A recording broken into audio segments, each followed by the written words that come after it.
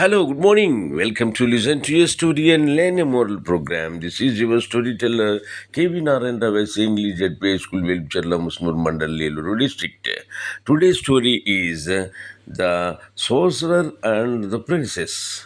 A sorcerer visited a king and was charmed by the princess' beauty. The king had invited the sorcerer for dinner. The sorcerer mixed a magic potion in the king's drink. The king fell into deep sleep. Then the sorcerer took the princess away into his castle.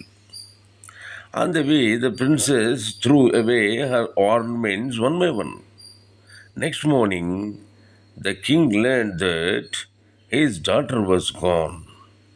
He left with his army and found the ornaments on the way.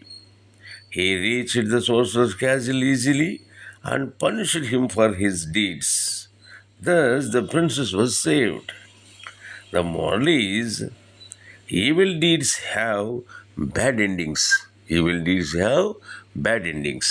Okay, ఈ కథ తెలుగులో కూడా ఒకసారి విని అర్థం చేసుకోండి. సరే, ఒకనొకప్పుడు ఒక మంత్రగాడు ఉండేవాడు అనమాట. అతను రాజుగారి యొక్క భవంతికి వెళ్ళాడు రాజుగారితో మాట్లాడదామని. అయితే అక్కడ రాజకుమార్తెని చూసి చాలా ముచ్చటపడ్డాడు. ఆమె అందగత్తి కాబట్టి ఆమెను మోహించాడు.